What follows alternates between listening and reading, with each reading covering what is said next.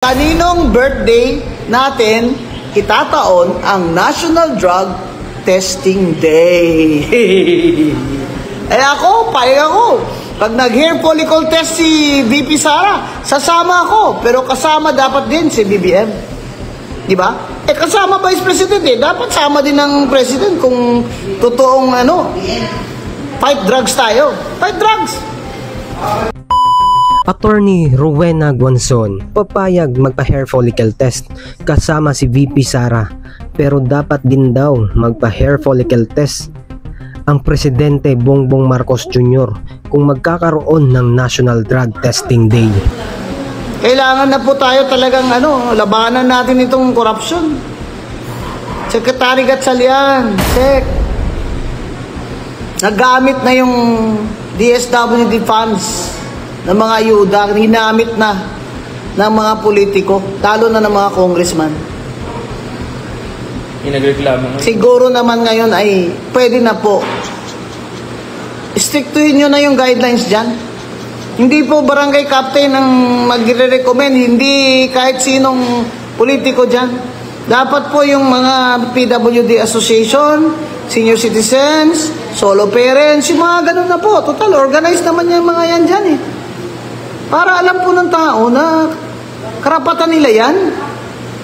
Kung ganyan ang sektor nila, karapatan nila yan. Hindi po yung nililimos sa kanila ng kanilang congressman. May kung makabigay yung mga yan, akala mo pera nila, mahiya naman kayo. Alam mo, kakapal yung mga congressman kayo, mga walang hiya kayo. Hindi yung lumabas lang si Imbornal, binigyan ng 80,000. Oh, sino? 80,000 lumabas si Sir, makukuha kayo dyan, DSWD, ginamit na naman kayo pang-epal dyan ng mga politiko. Makukuha kayo dyan, disallowed dyan, ma'am, sir. Kailangan mag-release ka ng pera, merong specific public purpose, public interest. Ano yan, nakaka-cure ba yun ng poverty? Isang tao, binigyan mo 80,000? Kakasolve ba yun ng poverty dyan sa barangay niya? Ay, mga tao, ayaw na magtrabaho.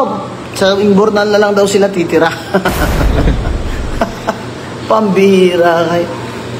That's illegal na disbursement ng pera ng bayan. Ano ba yan?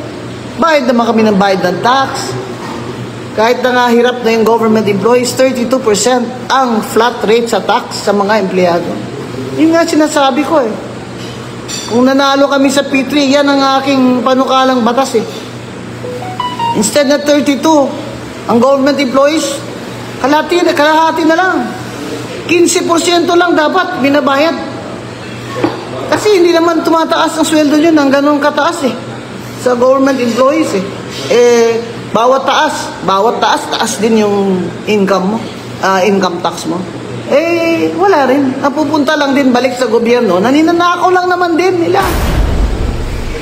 Yung panukala mo, yung National Drug Testing Day. Ay, yung National Drug Testing Day ko. Ano kayang, kaninong birthday kaya dapat na lagay ko yun, ha? Kaninong birthday? Oy, sumagot kayo dyan. Mga bata! Mga bata! Mga kapitri! Mga kakambing! Sumagot kayo. Kaninong birthday natin itataon ang National Drug Testing Day? Ako, payag ako. Pag nag-hair follicle test si VP Sara, sasama ako. Pero kasama dapat din si BBM. Di ba?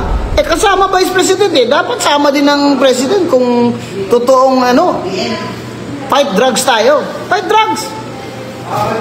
Tsaka parang maka-encourage din yung mga nasa baba. Oo, pag nakita lang Presidente nag-follicle test drug test, lahat magta-drug test din. Nahiya sila, di ba? President at Vice President na mismo.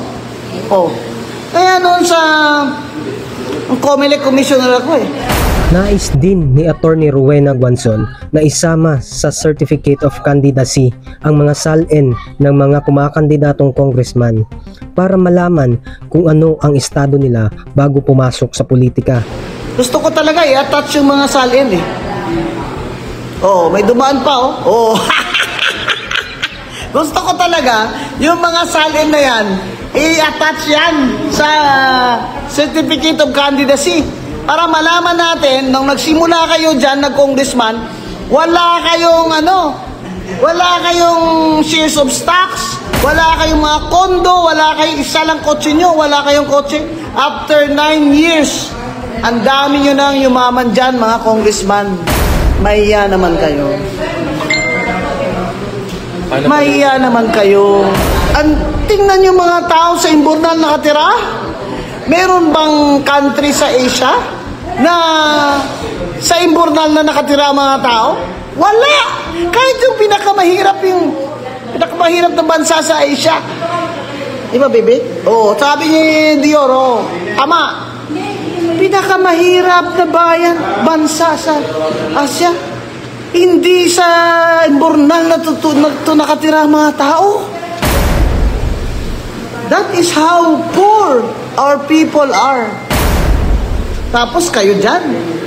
Sarap ng kain nyo bawat meeting, ha? Charge sa amin? Oo.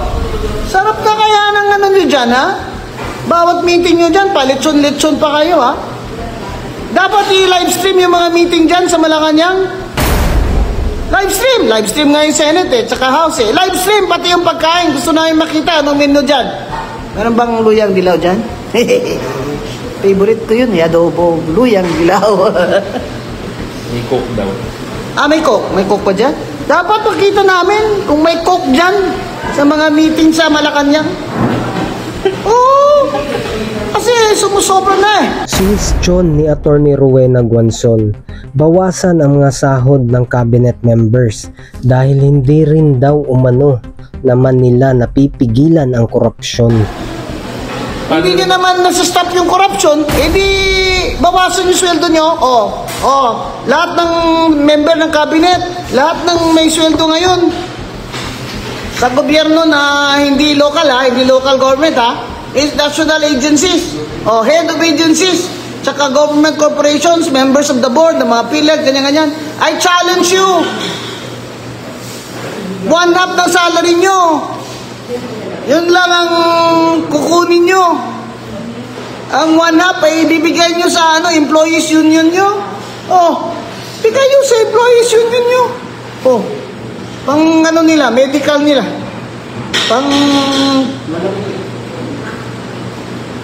Pang emergency nila dyan.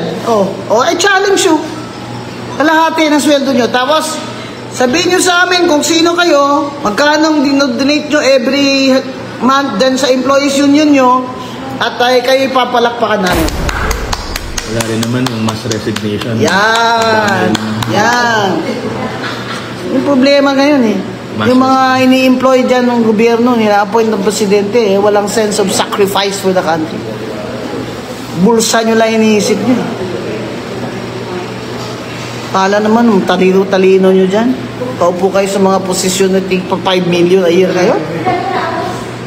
Tama, ma'am, di ba? Kahit mag-piso sweldo sila, malaki pa rin kinikita nila.